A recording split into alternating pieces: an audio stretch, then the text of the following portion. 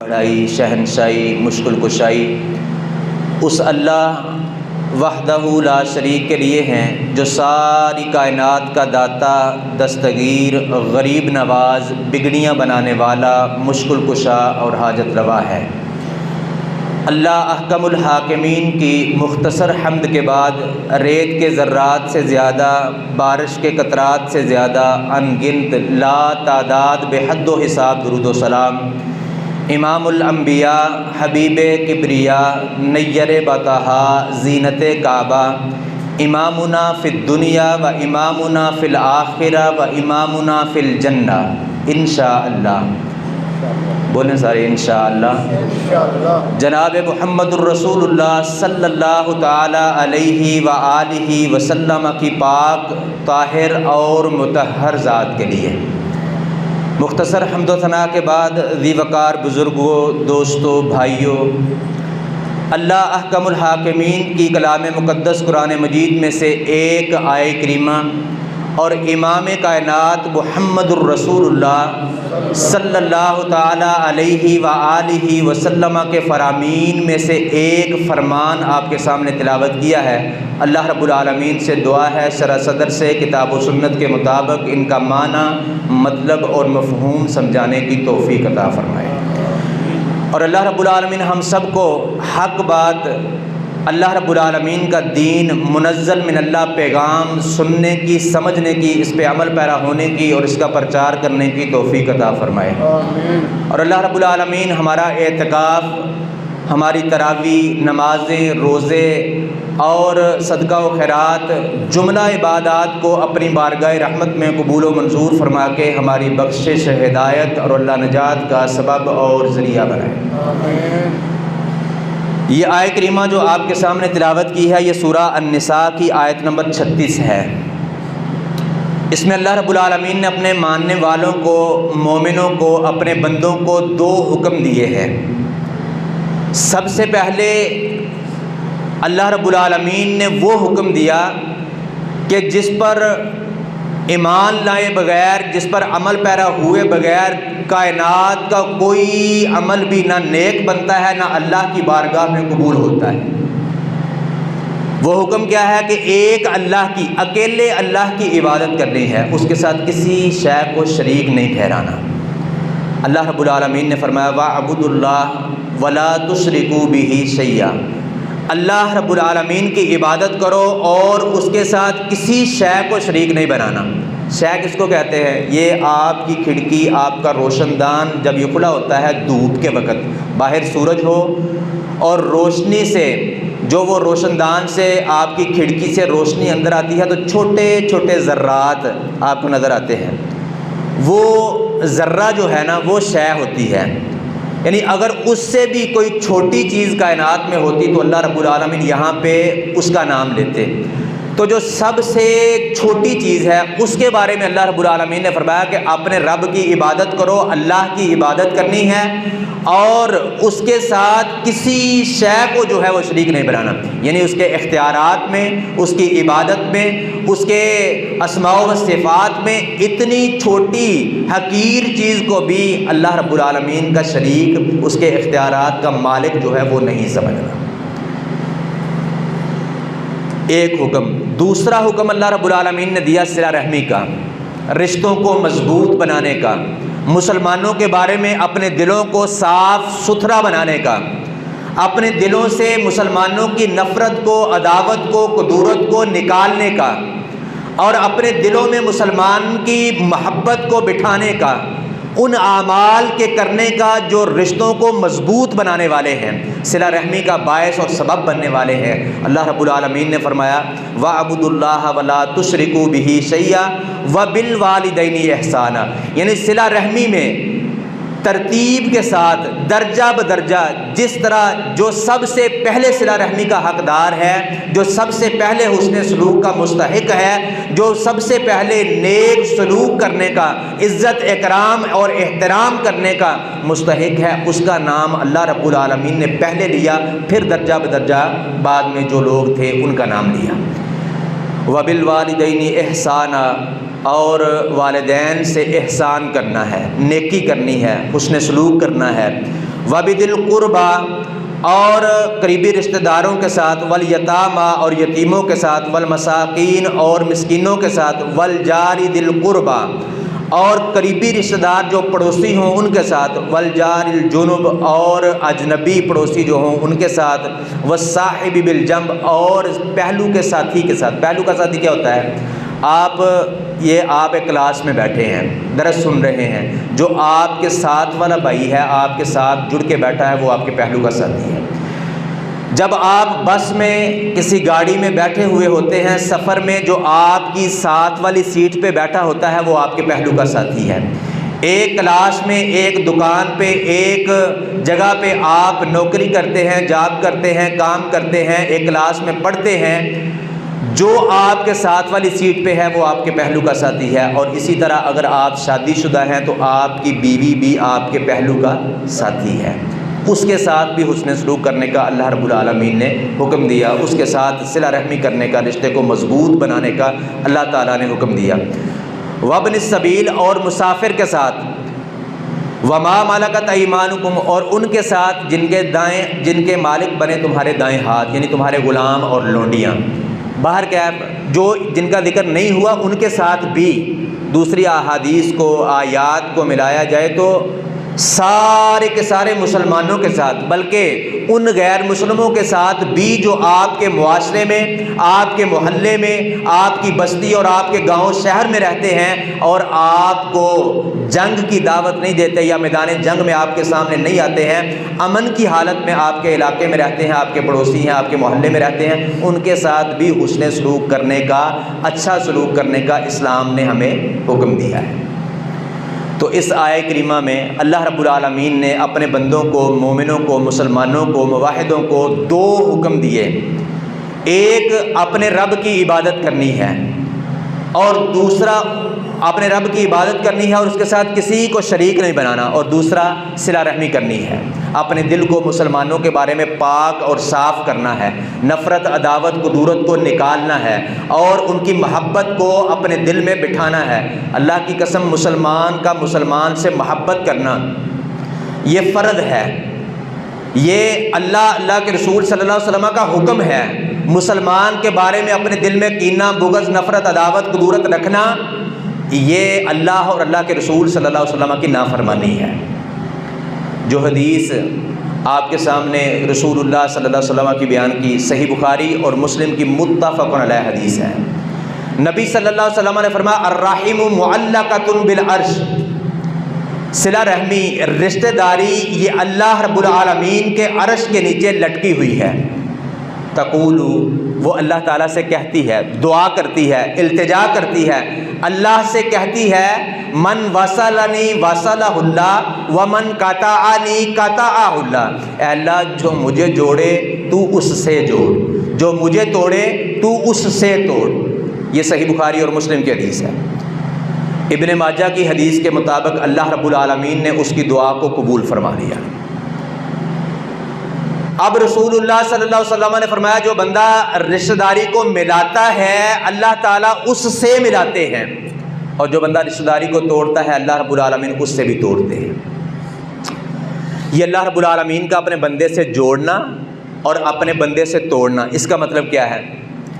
اس کا مطلب یہ ہے کہ جو بندہ اللہ رب العالمین کا حکم سمجھ کے، نبی صلی اللہ علیہ وسلم کا دین سمجھ کے، آپ کی منزل من اللہ تعلیمات سمجھ کے وہ اس چیز کو جوڑتا ہے جس کے جوڑنے کا اس کے رب نے اس کو حکم دیا ہے، رشتوں کو ملاتا ہے، مسلمانوں کے بارے میں، اپنے رشتہ داروں کے بارے میں، اپنے ماں باپ، بہن بھائیوں، بیوی بچوں کے بارے میں اپنے دل کو پاک اور صاف کرتا ہے، اپنے دل سے ان کی نفرت، عداوت، کدورت کو نکالتا ہے، ان کی محبت کو اپنے دل میں جگہ دیتا ہے، ان سے محبت کرنے والے اعمال کرتا ہے، رشتوں کو مضبوط بنانے کی، صلہ رحمی کرنے والے صلہ رحمی کا باعث بننے والے اعمال کی طرف جاتا ہے، رشتوں کو مضبوط بنانے کی کوشش کرتا ہے۔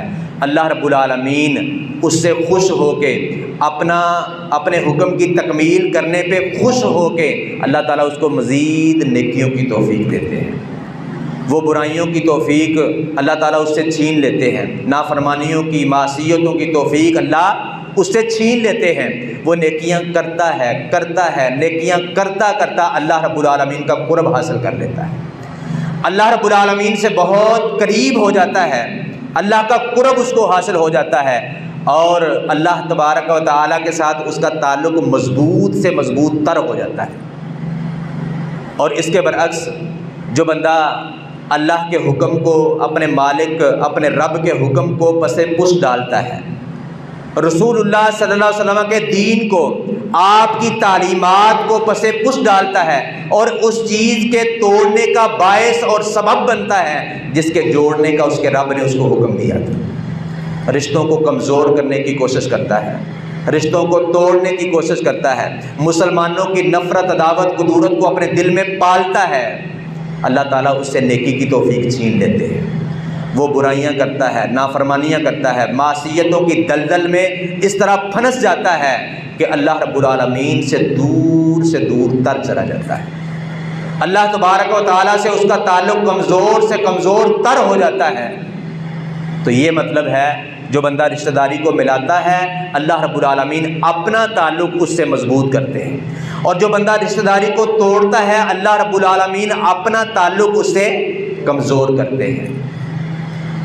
اچھا، یہ اللہ کا حکم ہے، جس طرح نماز اللہ کا حکم ہے، حج اللہ کا حکم ہے، زکوٰۃ اللہ کا حکم ہے، رمضان المبارک کے روزے رکھنا اللہ کا حکم ہے، ان پر عمل کیے بغیر مسلمان کے لیے کوئی چارہ ہے ہی نہیں کہ وہ اس سے بچ جائے، پھر اللہ کی خوشنودی کا، اللہ کی رضامندی کا باعث اور سبب بن جائے، اللہ کی جنت کا مہمان بن جائے۔ ان سارے اعمال کو چھوڑ کے یہ نہیں ہوتا، یعنی ان پر عمل کرنا مسلمان کے لیے ضروری ہے، اس کے بغیر چارہ نہیں ہے۔ اسی طرح رشتہ داری کو ملانا، مسلمانوں سے محبت کرنا، مسلمانوں کے بارے میں اپنے دل کو صاف ستھرا رکھنا، یہ بھی اللہ رب العالمین کا حکم ہے، اس پر عمل کیے بغیر بھی چارہ نہیں ہے۔ ایک تو ہم اس پر عمل کریں گے اللہ کے حکم کی تکمیل ہوگی، دوسرا اگر ہم اس پر عمل کریں گے اللہ رب العالمین بدلے میں بے شمار انعامات کی بارش برسائیں گے۔ ایک انعام آپ کے سامنے میں نے بیان کیا کہ اللہ کا تعلق اس سے مضبوط ہو جائے گا، اس سے بڑا کائنات میں زندگی بسر کرتے ہوئے مسلمان کے لیے کوئی اور انعام نہیں ہے، بہت بڑا انعام ہے۔ جس بندے کا تعلق اس کے رب سے مضبوط ہو جائے اس کی دنیا بھی سمجھ جاتی ہے، اس کی آخرت بھی بہترین ہوتی ہے۔ تو سب سے پہلا انعام کہ بندے کا اللہ سے تعلق مضبوط ہوتا ہے۔ اس کے علاوہ کئی انعامات رسول اللہ صلی اللہ علیہ وسلم نے بیان فرمائے، صحیح بخاری اور مسلم میں متفق علیہ حدیث ہے۔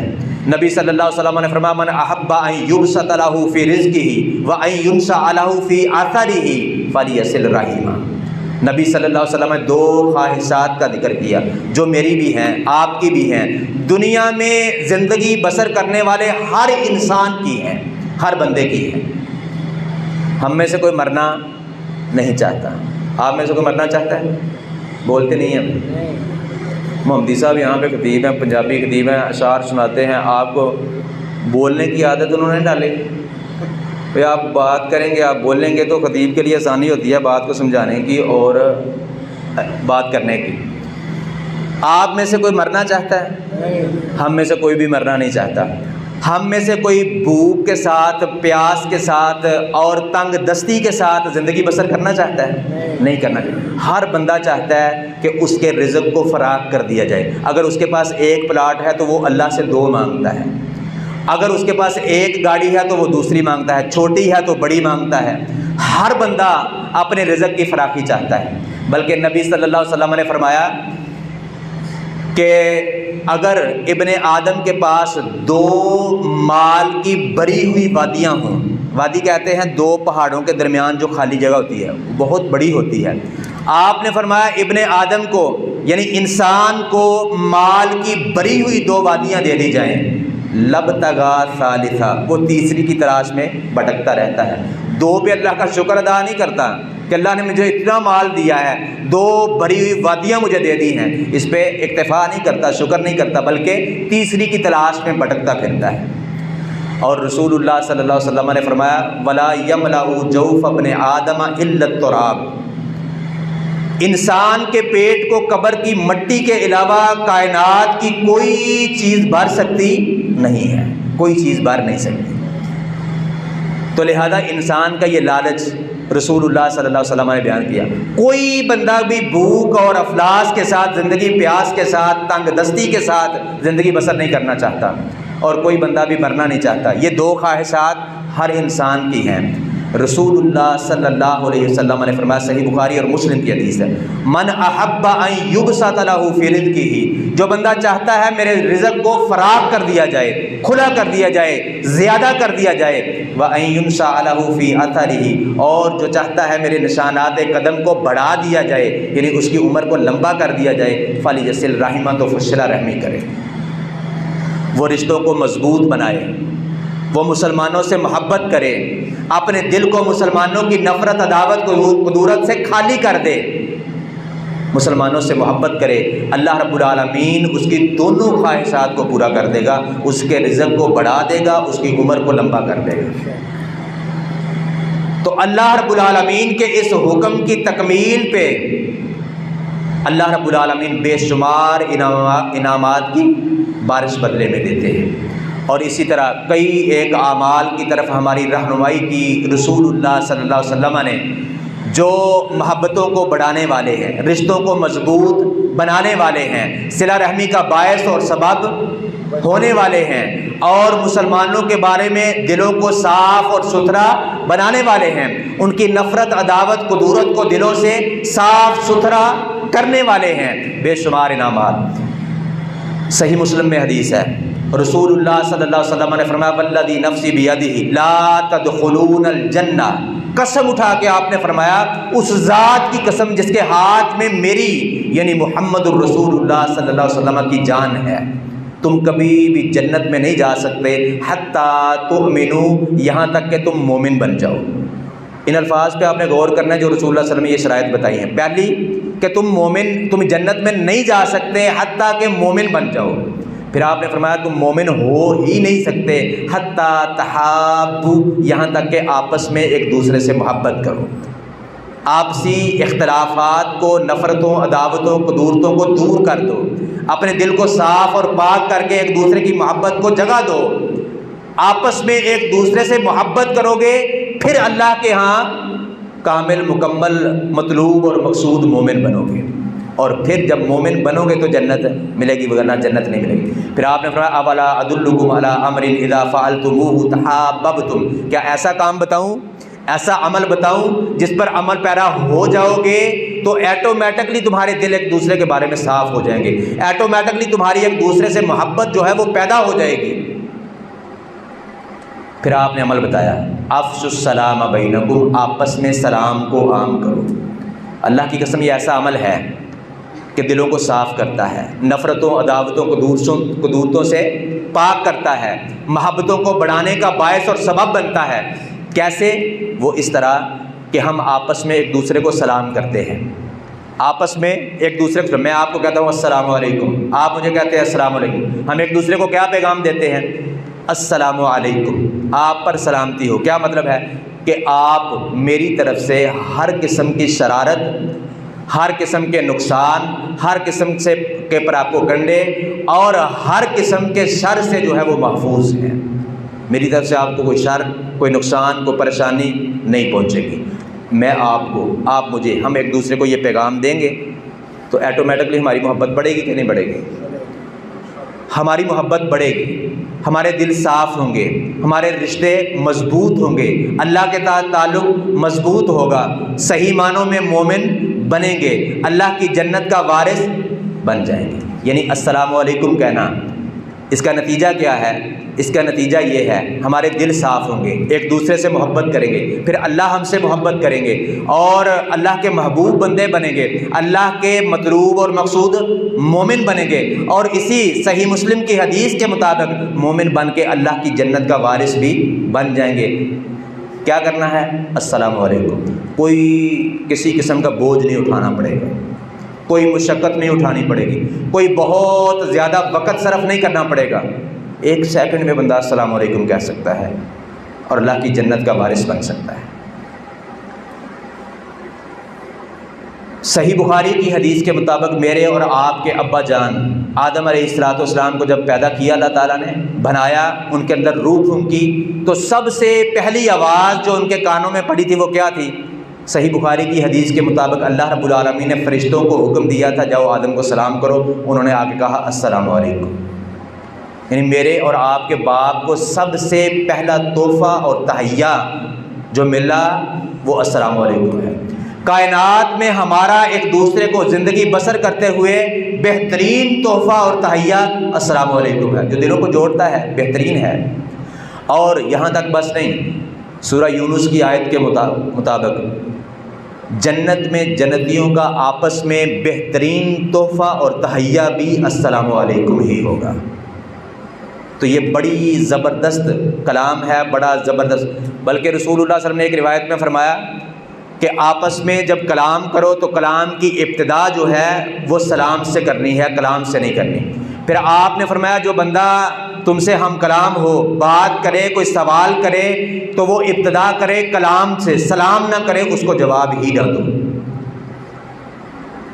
اس کو جواب ہی نہ دو۔ کیوں کہ یہ اتنا بہترین تحفہ ہے، اتنا بہترین تحیہ ہے۔ صحابہ کرام سلام کا جواب نہ ملنے پہ پریشان ہوا کرتے تھے، اس سے بھائی سے پوچھتے تھے جا کے کہ آپ مجھ سے ناراض ہیں یا آپ مجھ سے دو ہی چیزیں ہیں، یا بندہ اس سے ناراض ہے تو اس کے سلام کا جواب نہیں دیتا، یا بندہ اس کو مسلمان نہیں سمجھتا اس لیے اس کے سلام کا جواب نہیں دیتا۔ پریشانی والی بات تو ہے نا، تو وہ پریشان ہوا کرتے تھے۔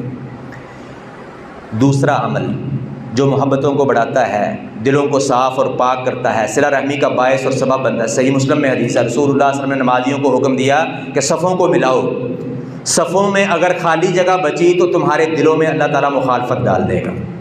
ایک روایت میں ہے آپ نے دعا فرمائی من وصل صفا وصلہ اللہ ومن قطع صفا قطعہ اللہ، جو بندہ صف کو ملائے اللہ تعالیٰ اس سے ملائے، جو بندہ صف کو توڑے اللہ تعالیٰ اس سے توڑے۔ اور اللہ کا بندے سے جوڑنا اور توڑنا یہ میں نے پہلے آپ کے سامنے بیان کر دیا۔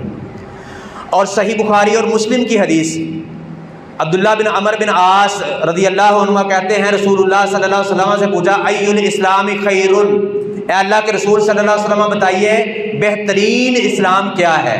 اب آپ سارے جانتے ہیں کہ اسلام سارے کا سارا کیا ہے؟ بہترین ہے کہ نہیں؟ اسلام سارے کا سارا بہترین ہے۔ پوچھنے والے کا مقصد کیا تھا؟ پوچھنے والے کا مقصد یہ تھا، پوچھا اس نے یہ تھا کہ ایو صاحب الاسلام خیر، اے اللہ کے رسول صلی اللہ علیہ وسلم بتائیے کلمہ اسلام کے اقرار کے بعد، لا الہ الا اللہ محمد رسول اللہ صلی اللہ علیہ وسلم کے اظہار کے بعد، دائرہ اسلام میں داخلے کے بعد مسلمان کون سا عمل کرے کہ اللہ کے ہاں بہترین بندہ، بہترین مسلمان بن جائے؟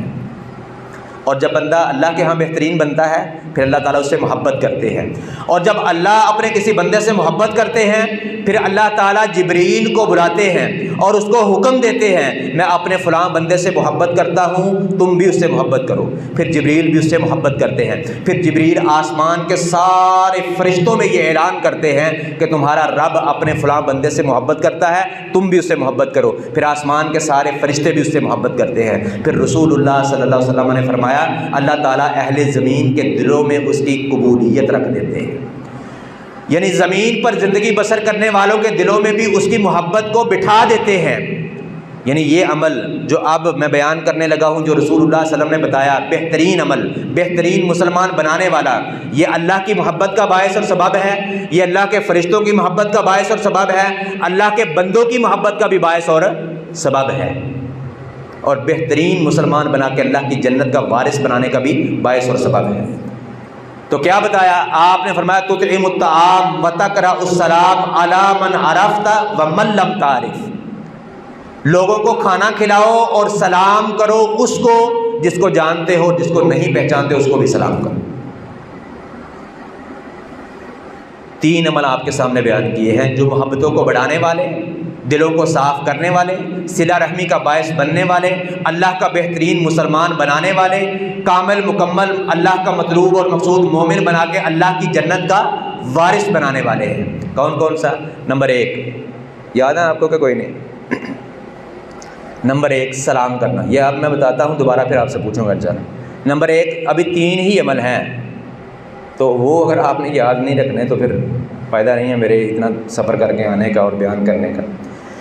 پہلا عمل کیا ہے؟ سلام کرنا، سلام کو عام کرنا۔ دوسرا عمل صفوں کو ملانا، صفوں کو ملانا، اور تیسرا عمل لوگوں کو کھانا کھلانا، لوگوں کو کھانا کھلانا۔ یہ 3 عمل ایسے ہیں جو دلوں کو صاف کرتے ہیں، مسلمانوں کی محبت کو دلوں میں جگہ دیتے ہیں، اللہ کا نیک بہترین بندہ بنا کے اللہ کی جنت کا وارث بناتے ہیں۔ اب آپ صحابہ کرام رضوان اللہ علیہم اجمعین کی زندگیوں کو پڑھ لیں کہ وہ ان تینوں عملوں پہ پوری طرح صحیح معنوں میں عمل پیرا تھے۔ ان کی محبت کا ان کی محبت کا عالم کیا تھا، اور میں نے اور آپ نے ان اعمال کو چھوڑ دیا، میری اور آپ کی محبت کا عالم کیا ہے۔ صحابہ کرام ان اعمال پہ صحیح معنوں میں عمل پیرا تھے۔ سلام کرنا کس طرح تاکید کے ساتھ اس پر عمل کرتے تھے۔ ابو داود کی صحیح حدیث کے مطابق 2 بندے، 2 صحابی اکٹھے جا رہے ہیں، اکٹھے سفر کر رہے ہیں، باتیں کرتے ہوئے جا رہے ہیں، راستے میں درخت آتا ہے، پتھر آتا ہے، دیوار آتی ہے، ایک بندہ ادھر سے گزرتا ہے، ایک ادھر سے گزرتا ہے، جب اکٹھے ہوتے تھے پھر سلام کرتے تھے۔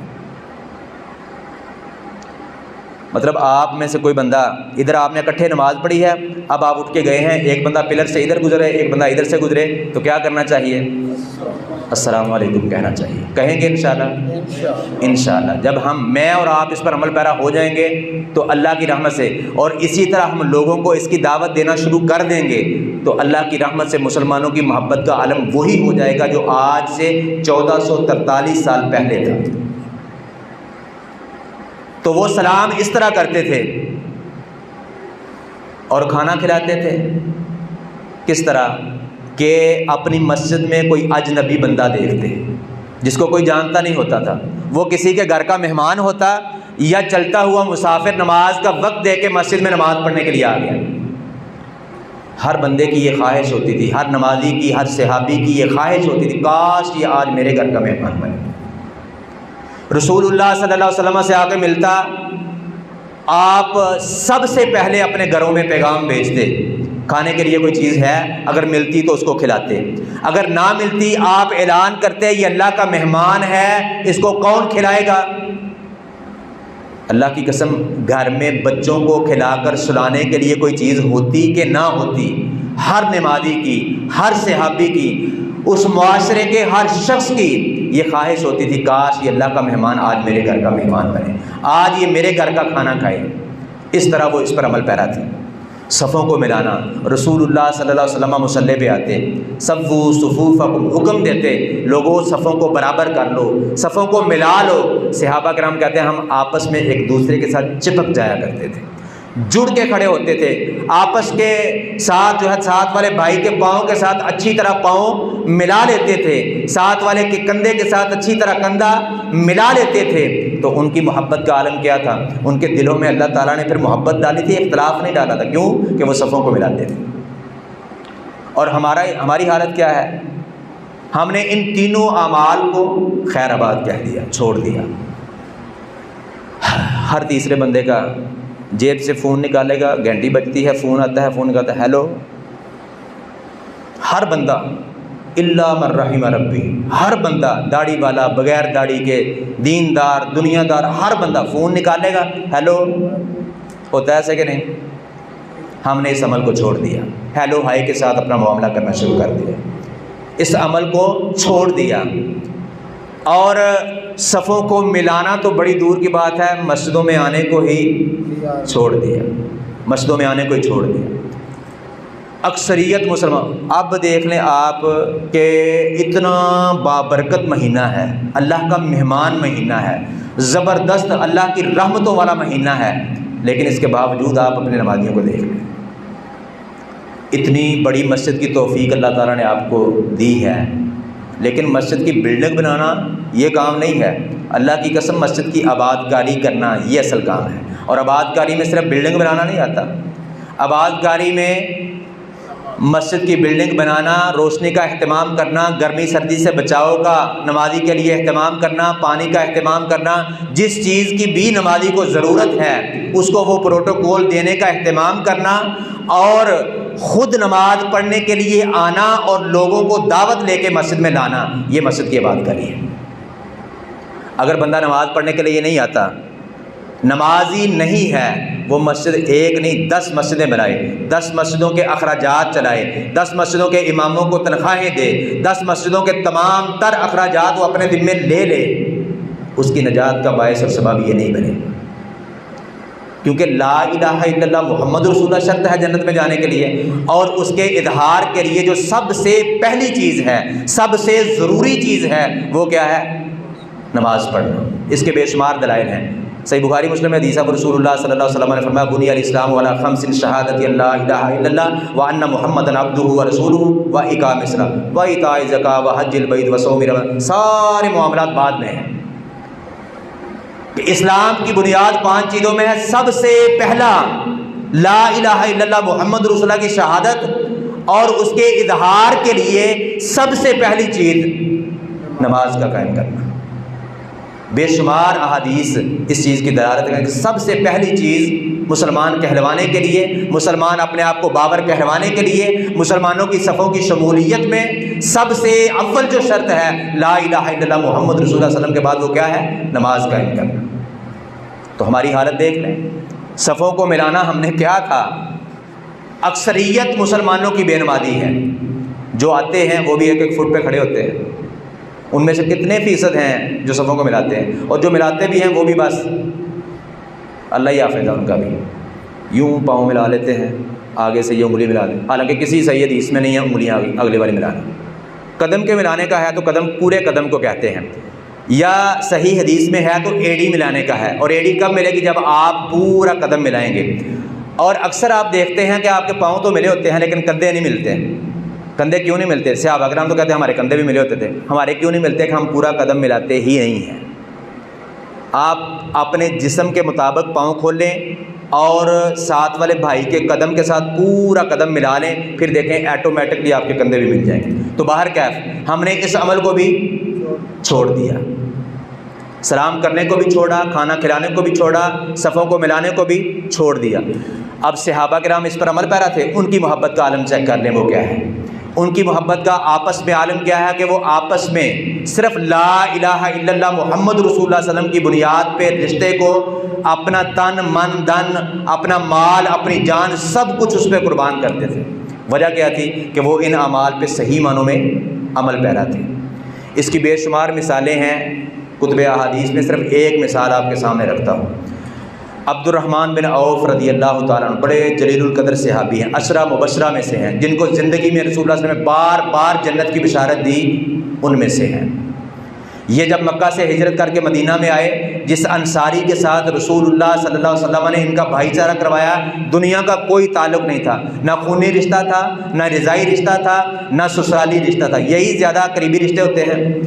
کوئی رشتہ نہیں تھا، بالکل کوئی تعلق نہیں تھا دنیا کا، صرف لا الہ الا اللہ محمد رسول اللہ صلی اللہ علیہ وسلم کی بنیاد پر ان کا بھائی چارہ کروایا گیا۔ اس نے کہا عبد الرحمن یہ میری بیویاں، اتنی میری بیویاں ہیں، تم دیکھ لو جو تمہیں پسند ہے میں اس کو طلاق دیتا ہوں، عدت کے بعد تم اس سے شادی کر لیں۔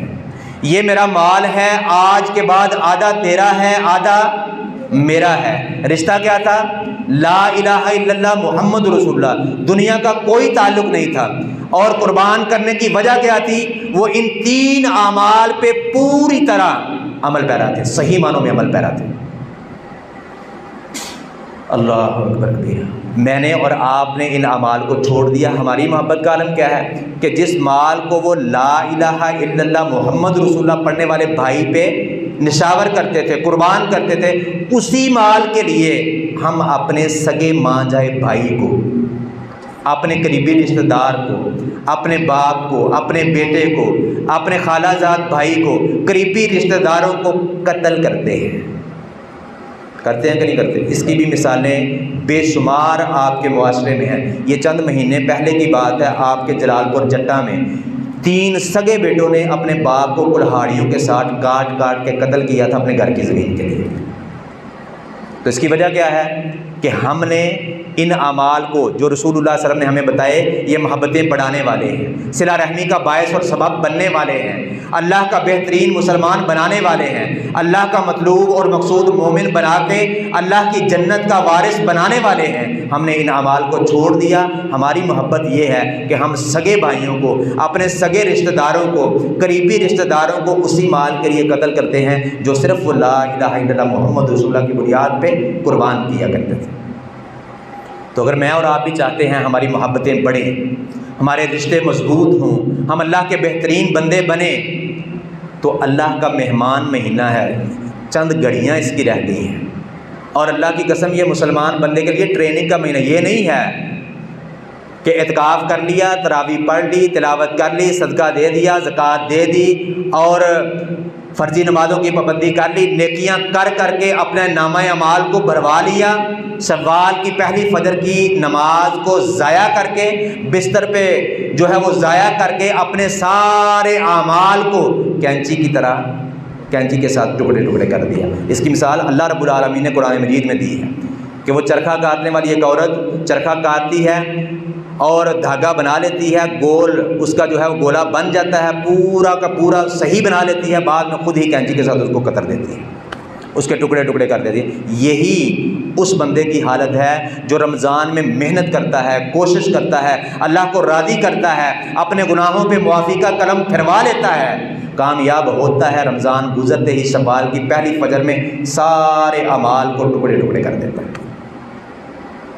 تو اب وقت ہے جن لوگوں سے آپ ناراض ہیں ان سے صلح کر لیں، ان کو محبت کا پیغام دے دیں، اور محبت کو بڑھانے والے اعمال ان پہ صحیح معنوں میں عمل پیرا ہو جائیں، اپنے دلوں کو ان کے بارے میں صاف کر لیں۔ اگر اب نہیں ہوا تو پھر کبھی نہیں ہوگا۔ یہ بہترین موقع ہے رمضان کا، آپ کے بعد عید، اللہ کا انعام ہے آپ کے پاس۔ اس موقع پہ جو ہے ان لوگوں کو، ان اپنے قریبی رشتہ داروں کو جن سے آپ ناراض ہیں، اللہ کی قسم معاشرے میں ایسے ایسے لوگ ملتے ہیں جو قسمیں اٹھا کے بتاتے ہیں کہ میں تو جناب میں لوگوں کے یہ نخرے نہیں برداشت کرتا کہ کوئی میرے ساتھ اس طرح کرے، میں اس کے پیچھے پیچھے پڑوں۔ میری تو سگی خالہ وہ جو ہے 3 سال سے اس نے میرے ساتھ ایسے کیا تھا، میں اس سے ناراض ہوا، 3 سالوں سے ناراض ہی ہوں، میں نے کبھی اس کے سامنے نہیں کیا، کبھی سلام ہی نہیں کیا۔ بھئی یہ بڑی بہادری ہے، یہ معاملہ اچھا نہیں ہے۔ چاہیے تھا وہ خالہ آپ کی ماں ہے، اس سے ملیں، معافی مانگیں، اس کو محبت کا پیغام دیں، اس کے بارے میں اپنے دل کو صاف کریں گے تو اللہ کا بہترین مسلمان بنیں گے، اللہ کا مطلوب اور مقصود مومن بنیں گے، اللہ کی جنت کا وارث بنیں گے۔ ان اعمال کو اگر اپنائیں گے تو ابھی ہمارے پاس وقت ہے، ہم کر لیں۔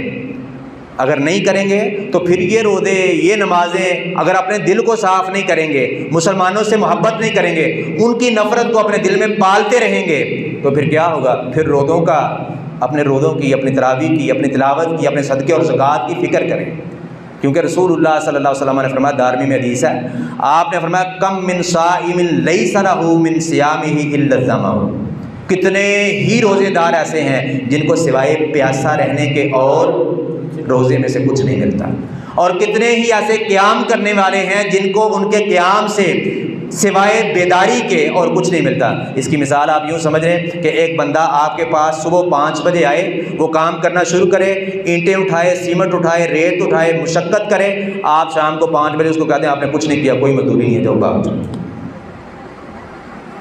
تو اگر ہم مسلمانوں کی محبت کو اپنے دل میں جگہ نہیں دیں گے، ان سے نفرت عداوت کو دورت رکھیں گے، ان کے بارے میں اپنے دل کو میلا رکھیں گے، تو پھر ہمیں اپنے نمازوں کی، اپنے روزوں کی، اپنی تلاوت کی فکر کرنی ہوگی۔ اللہ رب العالمین سے دعا ہے کتاب و سنت کو صحیح معنوں میں سمجھنے کی، عمل کرنے کی، دوسروں تک پہنچانے کی توفیق عطا فرمائے۔ وما توفیقی الا باللہ، اقول قولی ھذا استغفر اللہ لی ولکم ولسائر المسلمین۔